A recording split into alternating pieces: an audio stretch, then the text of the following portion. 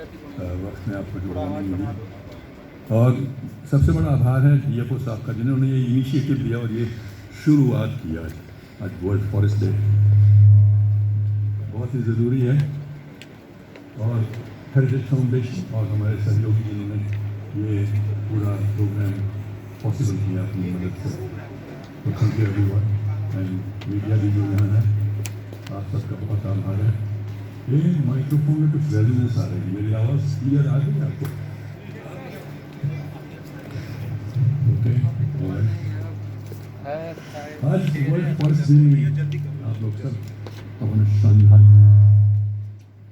श्रद्धांजलि दी आप कभी ऐसे लोगों को जिन्होंने अपनी जान दे दी, बिश्नोई ट्राइब्स को। तो जंगलों को हम क्यों बचा रहे हैं? DFO साहब ने अपना जीवन भी दिया, इन्होंने जंगलों को बचाने के लिए प्रण ले लिया है, जानवरों को बचाने के लिए। विडंबना ये है कि हमारे इस वक्त पूरे विश्व में जब हम किसी चीज़ की कीमत समझते हैं तभी हम उसका आदर करते हैं। तो अभी तक जंगल की लकड़ी को जलाया जाए तो कुछ करता है 80% जलाने की लकड़ी जल हो जाती है। पर कुछ महीने पहले जब ऑक्सीजन की जरूरत पड़ी, हाहाकार मचे चारों लोग मरने शुरू हुए, तब डॉक्टर ने कहा सिलेंडर लीजिए, जीवित रहना जरा हो। तो एक दिन जीवित रहने के लिए एक मनुष्य को 500 लीटर ऑक्सीजन चाहिए और उसकी कीमत 4 से 5 हज़ार रुपये रहती है। तो एक वर्ष में अगर ऑक्सीजन ना हो तो आपको 1 करोड़ से ज़्यादा रुपए खर्च करने पड़ेंगे जिंदा रहने के लिए। लेकिन ये समझिए, आपके पूरे जीवन में पेड़ आपको उपलब्ध करा रहे हैं बगैर किसी कीमत के ऑक्सीजन, जो कि आप जीवित रह सकें। तो क्या कभी भी आपने पेड़ की तरफ देखा आदर से कि क्यों हमें जीवन देता है? सोचने की बात है, नहीं सोचते हैं, क्योंकि ऑटोमेटिक है और जो चीज़ फ्री में मिलती है उसकी हम कदर नहीं करते। और जब जंगल आ गए तो जंगल और क्या करते हैं? वो चीज़ें करते हैं जैसे आप कभी आपने सोचा भी नहीं होगा। औषधियों का भंडार है ये, यहीं से पानी जल चक्र शुरू होता है, नमी आती है। करोड़ों साल पहले जब पृथ्वी आई, सॉरी मैं कुछ थोड़ा सा डिटेल ऑफ कर देता हूँ। जब पृथ्वी पैदा हुई, एक प्लैनेट था, कुछ नहीं वहाँ पर, और जब सूर्य की किरण पहले पहुँची 3.5-4 करोड़ साल पहले, अरबों साल पहले, तब गर्मी से, तापमान से पानी, सबसे बड़ा वरदान पृथ्वी पर पानी का है। पानी आया, हवा आई और जीवन का संचार हुआ। पर पिछले 100 वर्षों में ही 3-3.5 अरब वर्षों की सारी जो संतुलन जो था हमने बिगाड़ दिया, तोड़ दिया। और आज पृथ्वी अपने अस्तित्व के लिए तड़प रही है, स्ट्रगलिंग फॉर सर्वाइवल। यहाँ भी देखिए, जो पानी हम पीते हैं, आपके सब बदन 75% पानी है। आप तो एकदम RO वगैरह लगा देते हैं, कोई लगा लेता है, कोई नहीं।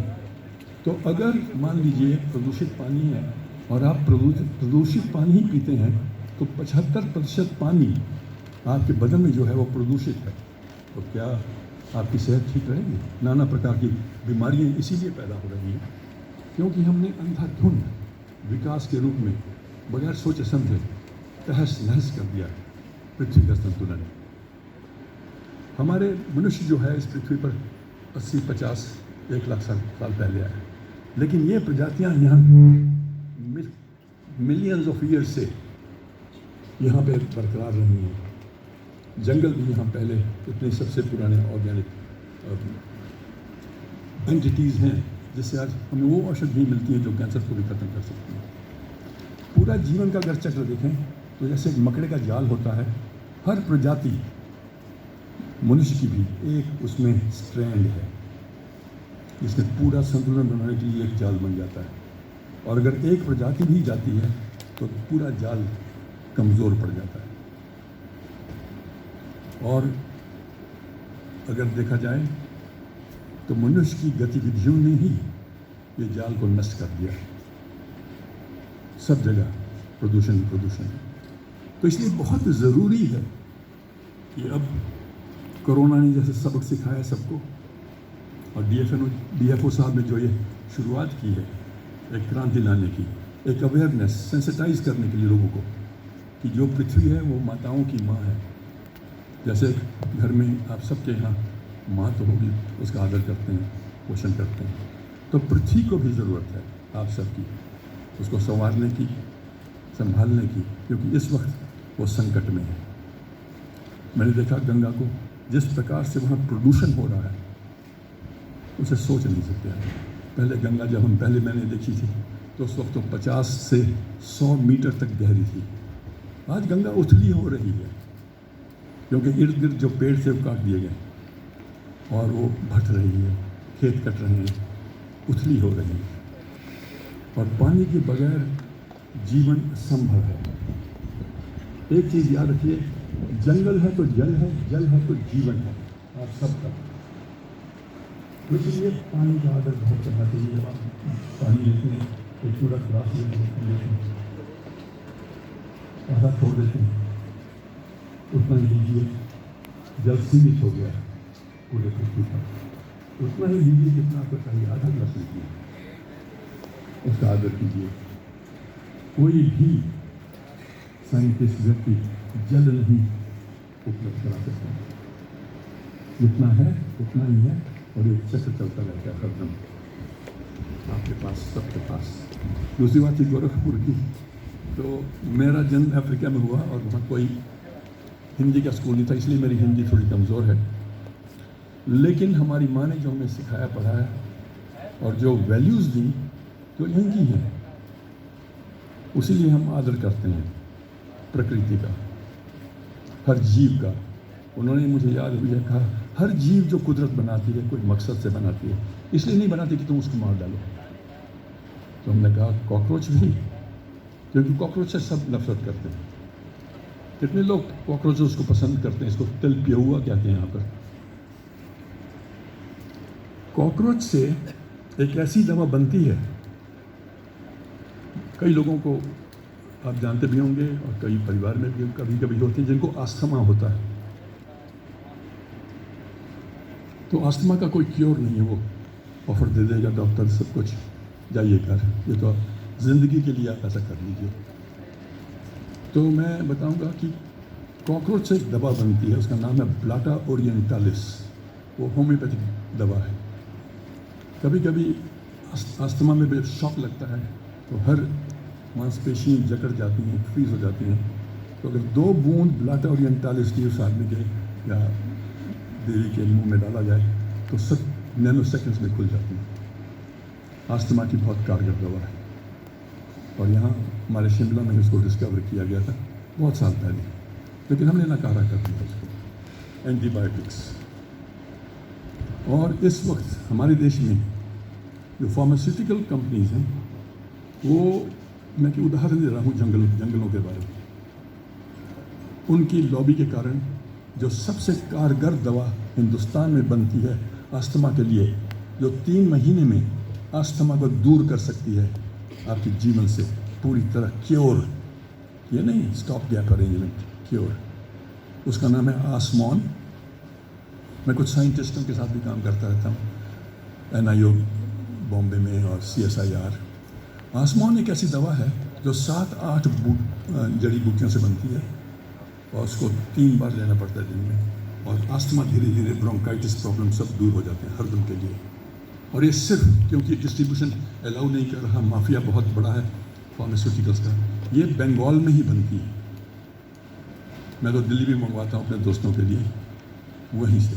तो ये जंगल से उपलब्ध होती है, और जंगल हमें करीबन $14 trillion worth facilities and benefits उपलब्ध कराता है हर साल। और इसमें औषधियों के अलावा जो है, जो वहाँ पर जीव जंतु रहते हैं, 50-60% जीव जंतु, वाइल्ड लाइफ स्पीशीज़, ये इनका घर है, आश्रय है उनका। तो इसलिए क्योंकि मैं फिल्में इसीलिए बनाता हूँ, लोगों को संवेदनशील करने के लिए। अगर आप समझ जाएं कि ये चीज़ हमारे लिए अच्छी है, आपको नष्ट नहीं करेंगे। तो आपको हम 2 फिल्में दिखाएंगे और दिखाते रहेंगे अगर हमें ये मौका मिलता रहा DFO साहब की तरफ से, क्योंकि मुझे सबसे बेहतरीन चीज़ जो हुई है उत्तर प्रदेश के लिए और गोरखपुर के लिए, DFO साहब please give him a clap. ये एक चिंगारी है, एक चिंगारी, लेकिन चिंगारी से ही भड़क उठता है ज्वालामुखी। ये सेंसिटाइज कर रहे हैं, अवेयरनेस जनरेट कर रहे हैं, और इतना ज़बरदस्त था कि मैं अपना काम छोड़कर भी यहाँ आ गया कि नहीं, ऐसा मौका हर दिन नहीं मिलता। अगर आप में से 50% लोगों को भी ये ज्ञान हो जाए कि हाँ, पृथ्वी हमारी माँ है, इसकी रक्षा पहले आती है, मैं नहीं, ये रहेगा तो मेरे लिए आश्रय घर है। तो इसलिए मैं फिल्में बनाता हूँ और मैं एक प्रोग्राम करता हूँ अर्थ मैटर्स, जो जाता है करीबन 80 करोड़ लोगों को 5 अलग अलग विभिन्न जुबानों में, यही कहने के लिए, यही कहने कि ये मत करो, ये मत करो, कहने के लिए ये लोग क्या है और किस प्रकार ये आपको जीवित करता है। सबसे निर्बल प्रजाति इस पृथ्वी पर हम हैं। 9 महीने तक वो बच्चा चल नहीं पाता, लेकिन दिन का बच्चा 7 सेकंड में खड़ा होता है, 3 मिनट में उसको भागना है, नहीं बच्चे खड़ा है और सहारा नहीं है। माँ उससे मारी जाती है तो बच्चा खड़ा होता है, अन्य उस हाथी है मौसी पकड़ती है बच्चे को छोड़ती है। इसलिए बहुत जरूरी है नौकरी सेल्फिश, अपना निस्वार्थ नहीं सोचना चाहिए, अन्य लोगों को भी। अगर मैं गिर पड़ता हूँ तो आप कहा कि अगर मिल जाए तो कोई नहीं चलूँगा, कल अगर आप गिर पड़ते हैं मैं भी चलूँगा। इसलिए हमारी पृथ्वी जो इस वक्त संकट में है, उसको आपकी ज़रूरत है, सहयोग देते रहिए। और जो फिल्में मैंने बनाई है, मेरा